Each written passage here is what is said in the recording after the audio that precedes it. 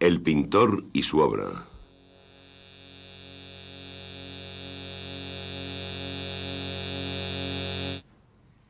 En el rincón de una habitación, junto a una ventana de cuadros pequeños, un hombre se inclina sobre un globo celeste.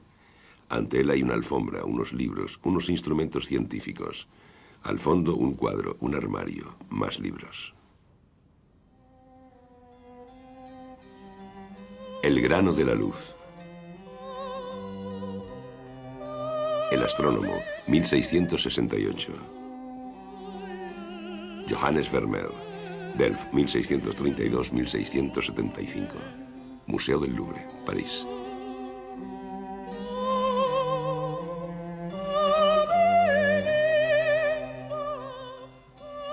El astrónomo es un lienzo muy pequeño, 45 por 50 centímetros. Se parece a otro de dimensiones semejantes, el geógrafo, que hoy se encuentra en el Museo de Frankfurt. El personaje es el mismo. El geógrafo se inclina sobre un mapa, lleva un compás en la mano. Los dos lienzos estuvieron juntos mucho tiempo. Su parecido anuncia una de las características de la obra. Vermeer, solo 34 lienzos conocidos, pero formando parte de series de variaciones sobre enigmáticas escenas de interior. Cada cuadro está relacionado con todos los demás. Para entender el astrónomo hay que investigar el conjunto. Tres obras de juventud. La Alcahueta, 1656. Vermeer tiene 24 años y está influido por Rembrandt. El descanso de Diana y Cristo en casa de Marta y María. Luego, soldado y muchacha sonriente, la joven dormida, mujer leyendo en la ventana. La lechera. Mujer en la ventana. Dama bebiendo con un caballero. Dama con dos caballeros. El collar de perlas. La mujer de la balanza. La dama de azul leyendo. El concierto a tres. La lección de música. La lección de música interrumpida. La mujer del velo. La mujer del sombrero rojo. Se discute la atribución a Vermeer. La mujer del turbante. La encajera. La tocadora de guitarra. La tocadora de laúd. Mujer escribiendo. Mujer con su criada y una carta. La carta de amor. Mujer escribiendo una carta y su criada. Mujer sentada al virginal. Mujer de pie junto al virginal. Dos paisajes. Una calle de Delft. Vista de Delft. Dos alegorías. Alegoría de la fe. Alegoría de la pintura. Pintor sin rostro. Hay quien dice que se ha retratado en la Alcahueta, como en los autorretratos de Rembrandt. O también que se ha caracterizado de caballero, de maestro de música, de geógrafo, de astrónomo. Y que también retrata a su mujer y a sus hijas. Son hipótesis seductoras, pero imposibles de verificar. En los archivos de la ciudad de Delft hay unos cuantos datos sobre su vida. Nació y se crió a un lado de la plaza del mercado y luego vivió al otro lado tras su boda con Catalina Bolenas. Ella era católica y él protestante. Posiblemente él se convirtió. Su mujer le dio 11 hijos. En los cuadros de Vermeer parece que solo hay 5 habitaciones distintas inspiradas en las de su propia casa o inventadas. La más representada es una sala de embaldosado blanco y negro. El pintor se complace a veces en invertir o transformar sus motivos. Una habitación más pequeña con baldosas escaqueadas y ventana blasonada. Un salón con ventanales dobles y un rodapié de azulejos de Delft. Una habitación con una ventana más rústica y decoración bastante más sencilla. Y por último, una salita con ventanas dobles, que es la del geógrafo y el astrónomo. La mayoría de estas escenas de interior se sitúan en un rincón. A la izquierda, las ventanas y la luz. Al fondo, una pared paralela al plano del cuadro. A veces se ve el suelo y una parte del techo, nunca el exterior. Las proporciones de estos interiores y las perspectivas son tan precisos que un autor ha podido levantar los planos y deducir que Vermeer trabajaba sentado muy cerca del sujeto, con la vista aproximadamente a 1,10 metros por encima del suelo. El mismo autor ha llegado a la conclusión de que el pintor debía de medir entre 1,65 y 1,70 metros. Exclusivamente a partir de las informaciones contenidas en el Astrónomo, se ha podido reconstruir exactamente su decorado y comprobar la fidelidad de sus luces, sombras y proporciones. Para pasar del decorado del Astrónomo al del geógrafo, basta cambiar el eje de la cámara y la iluminación. En los dos lienzos encontramos los mismos objetos corrientes: el pichel, la silla con las cabezas de león, la viola de gamba.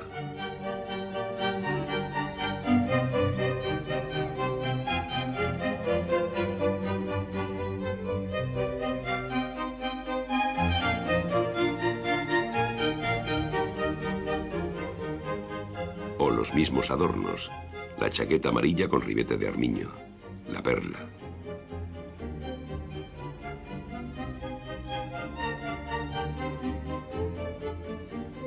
Con frecuencia hay mapas en la pared. Todos ellos son auténticos mapas que se vendían en la época y con los que los holandeses solían decorar sus casas. Todavía se conservan en varias bibliotecas de Europa y América. Otro objeto frecuente: el cuadro en el cuadro.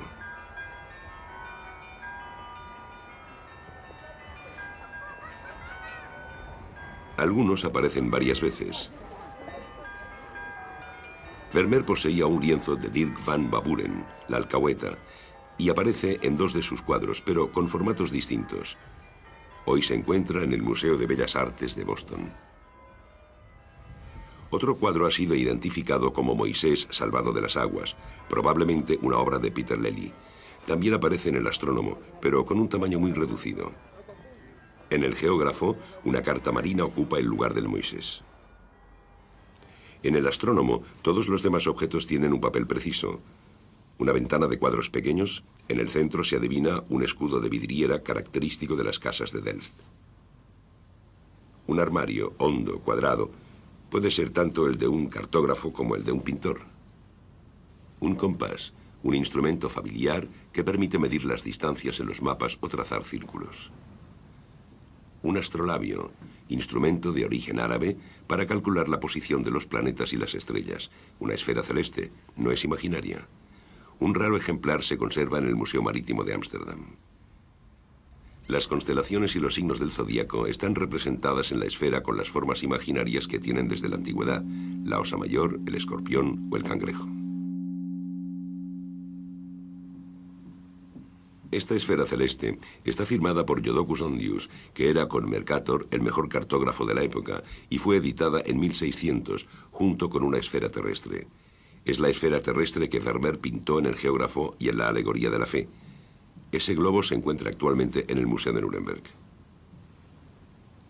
El limbo de algún tipo de calendario astronómico. Un libro. En la página de la izquierda se ve una figura circular. En la página de la derecha, unos renglones de texto. Solo con estos indicios se ha podido localizar la obra en la biblioteca de Leiden. Es un tratado de Adriano Mecio sobre la observación de las estrellas. La edición pintada por Vermeer es la de 1621, distinta de la primera edición, fechada en 1614. Por último, el tapiz. En las pinturas de Vermeer ocupa a menudo gran parte de la superficie del cuadro. Le permite al pintor disponer unos pliegues que reparten huecos de sombra y crestas de luz. Frente al orden de la habitación, la ligereza de los personajes. Y el tapiz, con su masa de materia pesada, desordenada, amenazadora, desplaza el equilibrio del cuadro. Vermeer no disponía de un taller particular. Trabajaba a la luz del día en habitaciones ordinarias, pero combinaba en su provecho todas las posibilidades de iluminación de las casas holandesas de la época. Gracias a las ventanas superiores o inferiores claras o de colores, los postigos interiores o exteriores, los ventanales y las cortinas, podía modular la luz del sol.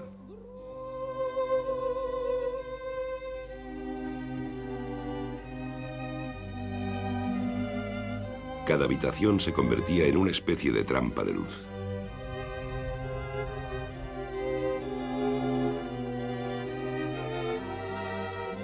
El pintor se colocaba muy cerca de la pared de la izquierda y la escena con frecuencia estaba iluminada por ventanas situadas detrás de él. En el jarrón se ven los reflejos de esas ventanas. Con unas colgaduras se dosificaba esta luz.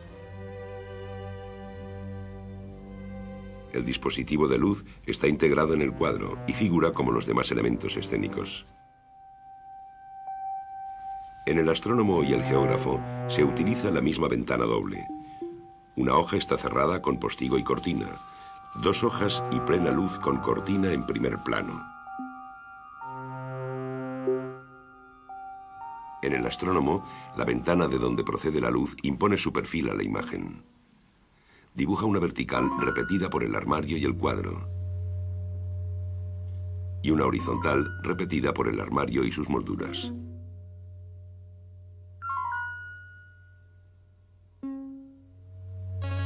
La ventana y el cuadro, cortados por el marco, inducen tensiones hacia el exterior. La dirección de la luz da lugar a un sistema de sombras ligeramente desviado con relación a la diagonal. El centro del cuadro coincide con el punto de fuga de las perspectivas.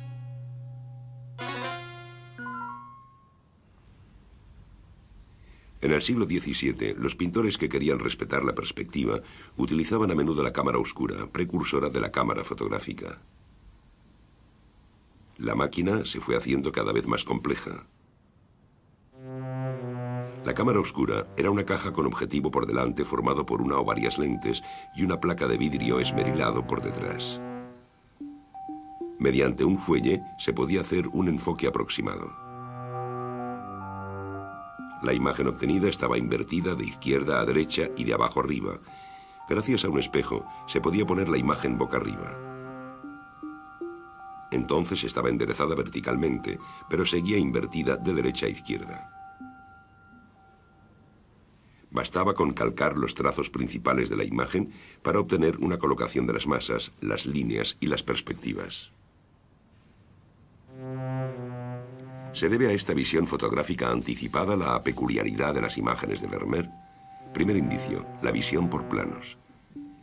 En este cuadro el tamaño del hombre es mucho mayor que el de la joven, un efecto que se observa con los objetivos fotográficos de corta distancia focal cuando el sujeto está próximo. En Vermeer, los objetos de los primeros planos adquieren gran importancia. Segundo indicio, el desenfoque. La noción de profundidad de campo es algo familiar en fotografía y cine. Si el enfoque se hace en la fruta del primer plano, los objetos de cristal y la pared del fondo quedan desenfocados. Si el enfoque se hace en el segundo plano, el primer plano queda desenfocado a su vez. Por último, si el enfoque se hace en la pared del fondo, los planos primero y segundo quedan desenfocados.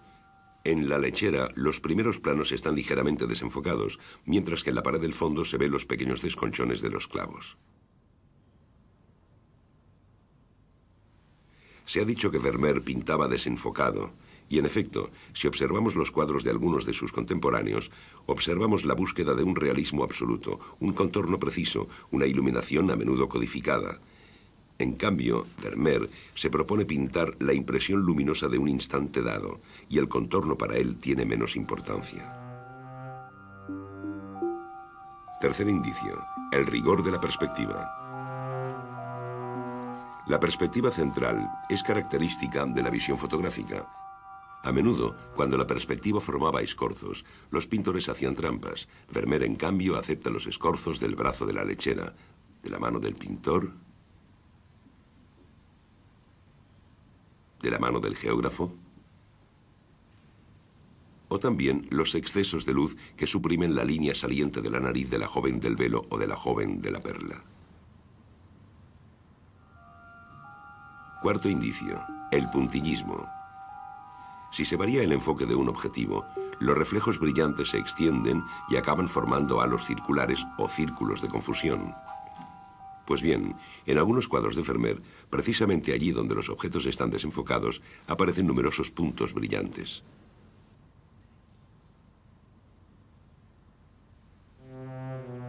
Quinto indicio, el tamaño de los cuadros. Una lente circular proyecta en el vidrio esmerilado una imagen circular o ligeramente ovalada. Un cuadro o un rectángulo apenas pronunciado son las figuras más prácticas para recuperar esta imagen y eliminar en ella los bordes desenfocados. De ahí la forma de las cámaras oscuras. Se ha señalado acertadamente que los cuadros de Vermeer tienen proporciones más o menos constantes y que sus formas rectangulares se aproximan al cuadrado.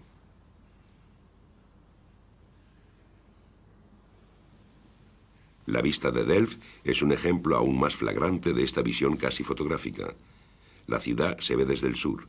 En el centro, las puertas de Schieden y de Rotterdam. El reloj de la primera puerta señala las 7:10. El sol bajo ilumina el este de los tejados. Estamos por la mañana. La riqueza de detalles y la luz resultan tanto más asombrosos cuanto que en la época los pintores no pintaban nunca al aire libre. Podemos localizar el lugar exacto desde donde Vermeer pintó, la orilla del río. El paisaje está visto desde bastante arriba. Como la orilla es baja, Vermeer pudo instalarse en una de las casas situadas allí, utilizando un dispositivo de cámara negra más complejo, tal vez similar al que utilizaban los astrónomos para observar la imagen del Sol. Así, habría podido dibujar los contornos de su paisaje y situar algunos detalles.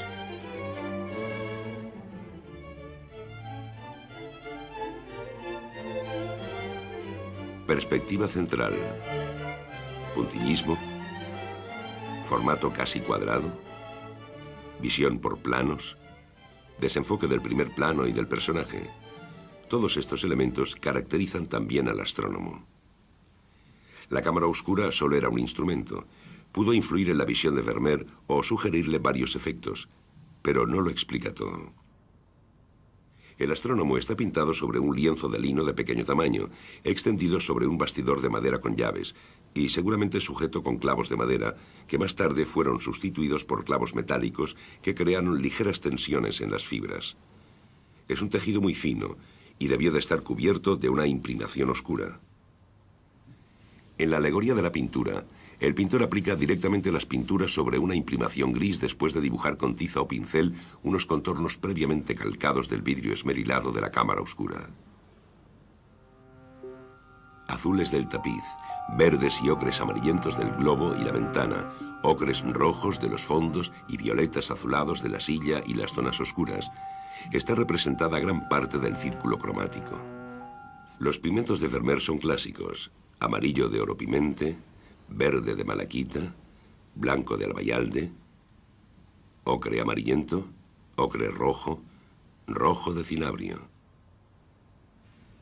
Uno de los pigmentos preferidos del pintor es el azul ultramar, obtenido a partir del lapislázuli. Es abundante en todos los cuadros y sirve de base a todas las sombras. Vermeer no utilizaba el negro.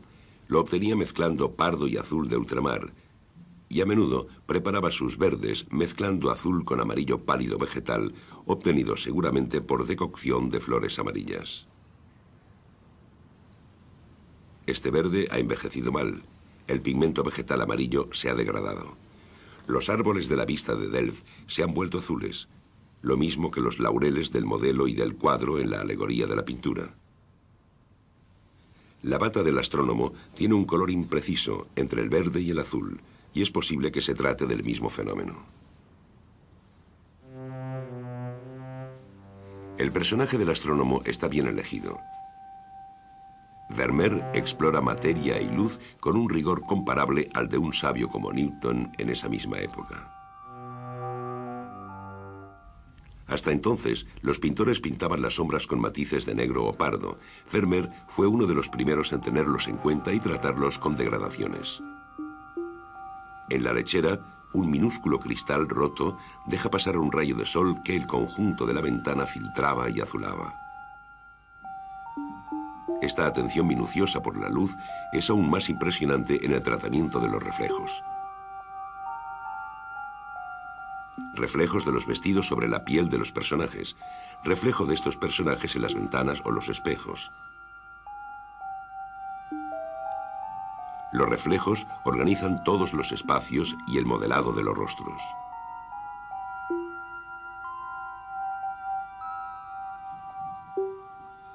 También muestran lo que hay detrás del cuadro, como en la bola de cristal de la alegoría de la fe, donde encontramos un sistema de ventanas abiertas y cerradas.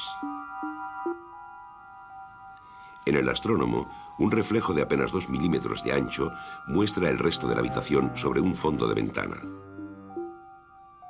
Por último, el reflejo se reduce a una suerte de átomo de luz con la técnica puntillista. Tal vez inspirados en los círculos de aberración de las lentes ópticas, los puntos proliferan en varios de los cuadros. Sus pequeños relieves de color más claro, pintado con la punta del pincel, atrapan la luz por todas partes, aumentando su brillo.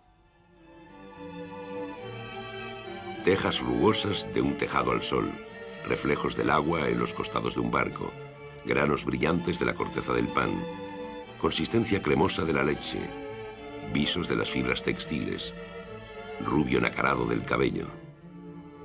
La textura de las cosas queda así reflejada en su capacidad para producir estos minúsculos granos de luz. Todas estas pinceladas se observan en el astrónomo.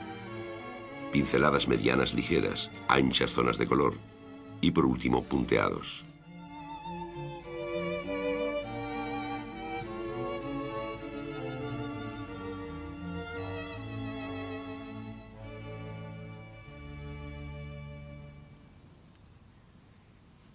El cuadro está firmado y fechado en 1668. La caligrafía se parece a la de otro cuadro, pero es posible que un marchante añadiera el nombre y la fecha después de la muerte de Vermeer. En efecto, la carrera del astrónomo fue bastante azarosa. Aparece junto con el geógrafo en varias subastas de los Países Bajos. Los dos cuadros fueron a parar a Francia en 1785. Las arcas reales estaban demasiado vacías y no pudieron comprarlos, por lo que volvieron a los Países Bajos. El astrónomo se vendió en Ámsterdam en 1797 y luego en 1800.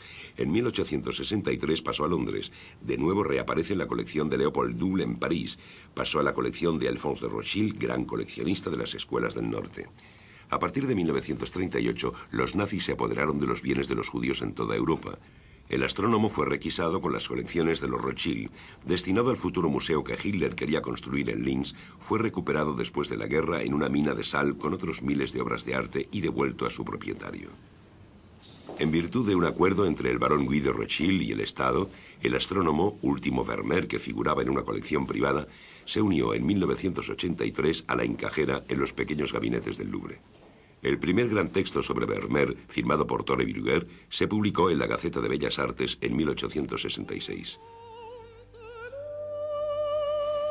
Fue el descubrimiento de Vermeer. Los museos se disputaban sus cuadros. El pintor entraba en la literatura. Pared amarilla pequeña con un tejadillo.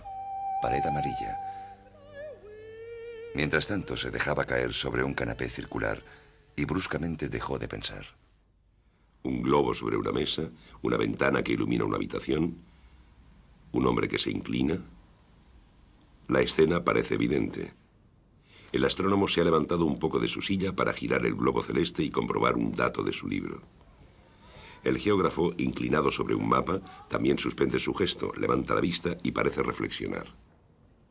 Dos lienzos complementarios, dos actividades de investigación muy propias de este siglo, en el que la gloria de las grandes expediciones marítimas rivalizaba con la de los grandes descubrimientos de los astrónomos. El tema del sabio en su estudio es frecuente en la época. Vermeer. Momentos suspendidos en el límite de la somnolencia, del sueño. En este mundo apacible, la turbación de algunas escenas ambiguas. Miradas que toman por testigo al espectador. Y la carta, insistente, obsesiva, que invita a toda clase de desciframientos. En efecto, parece que las escenas que muestra Vermeer tienen un sentido que hoy no entendemos. Una mujer de pie en la penumbra sostiene una balanza en la mano. En la pared hay un juicio final en el que se pesa las almas. Un rayo de luz revela que la mujer está embarazada. Es posible que Vermeer evoque la cuestión teológica del libre arbitrio. ¿Está predeterminada el alma del niño que va a nacer? En cuanto al astrónomo, tiene un precedente famoso. El doctor Fausto de Rembrandt recibe una revelación de la luz. ¿Qué revelación puede recibir el astrónomo de Vermeer? Se ha pensado que el Moisés podría recordar su prohibición de observar el sol, los planetas y las estrellas. Pero en cambio el texto de Mecio, en la página que muestra el cuadro, alude a los patriarcas, primeros observadores de las estrellas. Se ha relacionado a menudo a Moisés, responsable de la salida de Egipto, con la geografía y los viajes. En el astrónomo ocupa el mismo lugar que una carta marina en el geógrafo. Los dos cuadros podrían significar la conducta espiritual del hombre a través de la vida. Otro posible sentido del astrónomo. Este cuadro también ha recibido el nombre del filósofo o incluso el astrólogo. Moisés, salvado de las aguas, a veces simboliza el nacimiento de un niño. En la época de Vermeer, la astrología y la astronomía todavía estaban mezcladas. Se anuncia el nacimiento de un niño. Para hacer su horóscopo, el astrólogo se inclina sobre el globo celeste, donde se distingue sobre todo el signo de la balanza. Por último, los dos cuadros podrían formar una especie de fábula sobre los 4 elementos de la simbología clásica. El tapiz del geógrafo evoca el color y la textura de la tierra, su carta marina las aguas, el globo celeste del astrónomo el mundo aéreo, el Moisés el mundo acuático. La luz solar que baña los dos cuadros sería el equivalente del fuego. Entre los motivos del tapiz hay figuras gesticulantes y formas extrañas que parecen rechazar el bestiario fantástico del globo celeste. También puede haber otras interpretaciones, porque si el astrónomo muestra un lugar cuidadosamente cerrado, cada objeto nos lleva afuera del cuadro al infinito. La ventana se abre sobre el exterior y la luz. Los libros sobre las ciencias. El cuadro en el cuadro sobre otro momento de la historia de los hombres. Los instrumentos sobre las matemáticas, el globo sobre las estrellas. Y los reflejos remiten a otro espacio, el del pintor y la representación.